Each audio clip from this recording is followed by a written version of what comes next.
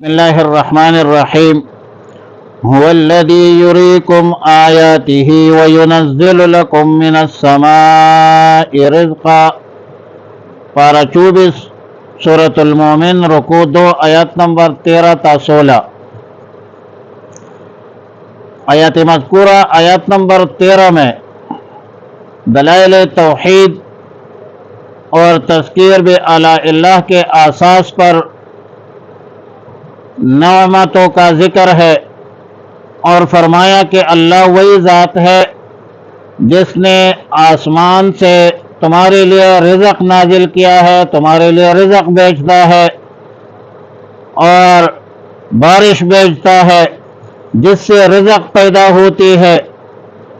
ان نشانیوں سے وہی شخص نصیحت قبول کرتا ہے جو اللہ کی طرف رجوع کا ارادہ رکھتا ہو، کیونکہ ارادہ رجوع سے غور و فکر مقدر ہوتی ہے، نصیب ہوتی ہے اور حق تک رسائی آسان ہوتی ہے۔ آیات نمبر 14 میں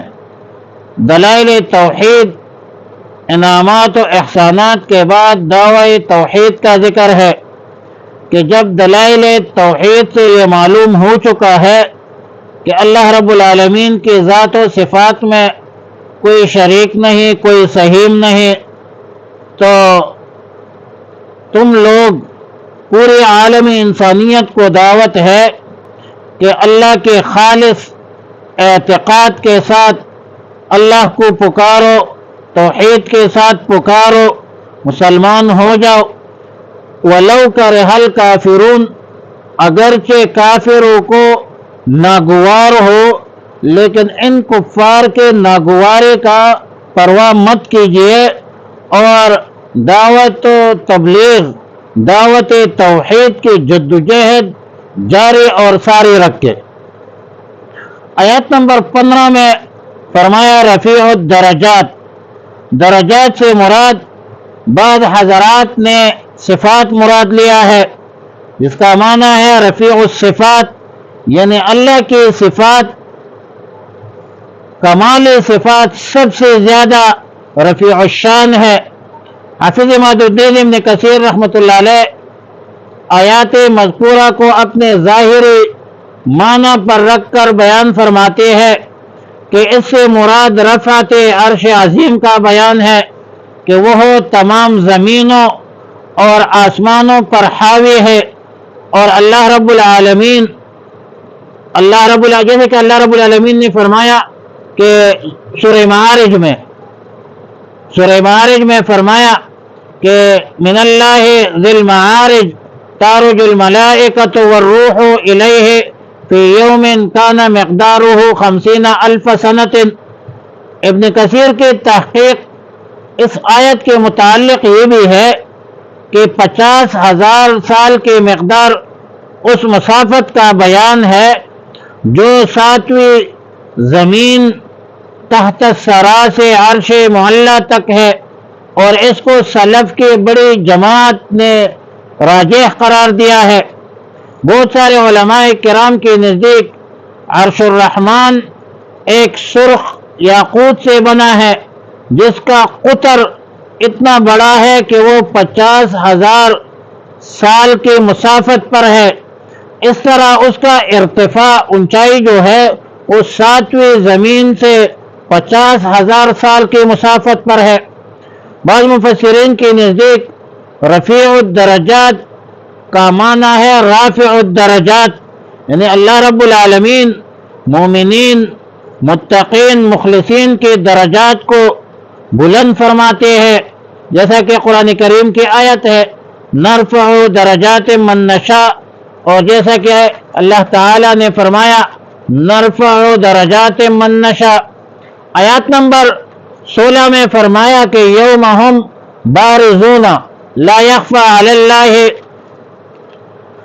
بارزون سے مراد یہ ہے کہ میدان محشر کی جو زمین ہوگی، کیونکہ ایک سطح مستوی بنا دیا جائے گا جس میں نہ کوئی پہاڑ ہوگی، نہ کوئی غار ہوگی، نہ کوئی عمارت ہوگی، نہ کوئی درخت ہوگی، سب کچھ کھلے میدان میں ہوں گے. اور پھر اس وقت لمن الملک اليوم یعنی یوم الطلاق اور یومن ہم بارزون کے بعد فرمایا کہ لمن الملک اليوم. ظاہر ہے کہ یوم الطلاق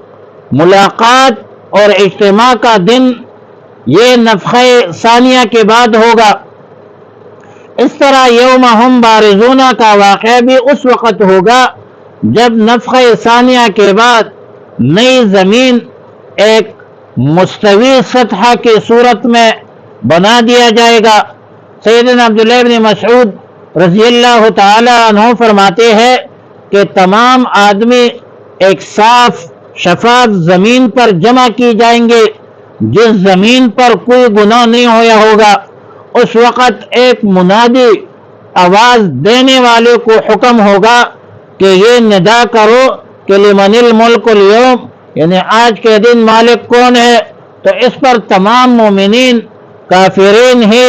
جواب دیں گے کہ للہ الواحد القہار. مومنین تو اپنے اعتقاد خوشی تلذذ کی حیثیت و صورت میں کہیں گے، جبکہ کافرین منکرین مجبوراً عاجز ہو کر رنج و غم کے ساتھ اقرار کریں گے. دوسری روایت میں ہے کہ اللہ رب العالمین خود اعلان فرمائیں گے کہ لمن الملک اليوم، جس وقت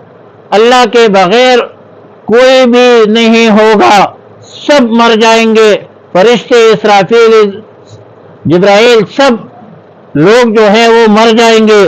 اور اس وقت جواب دینے والا کوئی نہیں ہوگا. پھر اللہ رب العالمین خود یہ جواب دیں گے کہ للہ الواحد القہار.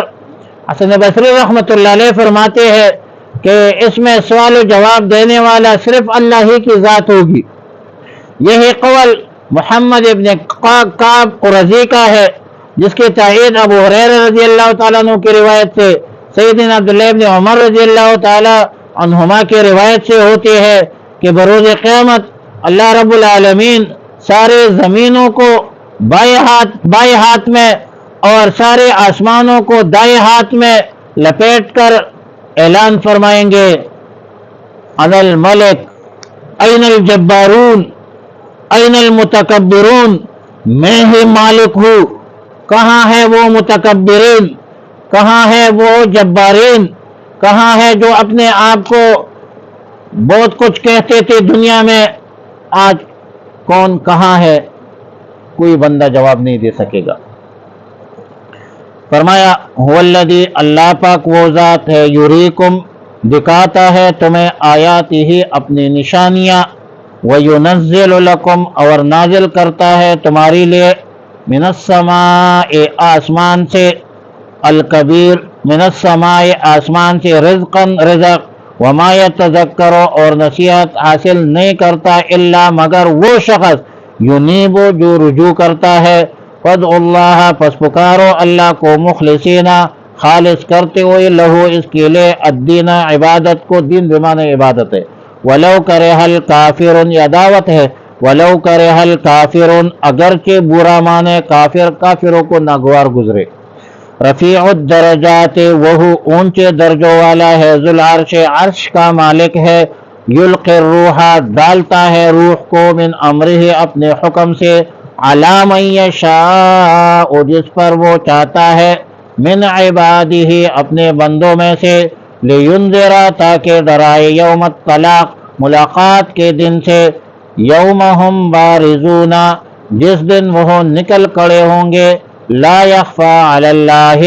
چھپی نہیں ہوں گے اللہ پر، منہم ان کی، شیء کوئی بات کوئی چیز، لمن الملک اليوم کس کے لیے حکومت آج کی، آج حکومت کس کی ہے، للہ تو اللہ جواب دیں گے للہ اللہ کے لیے ہے، الواحد جو اکیلا ہے، احد ہے اکلوتا ہے،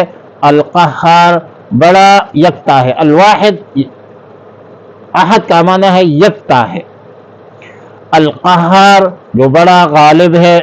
وصلی اللہ علی النبی الامی الکریم وعلی آلہ الطیبین واصحابہ الطاہرین.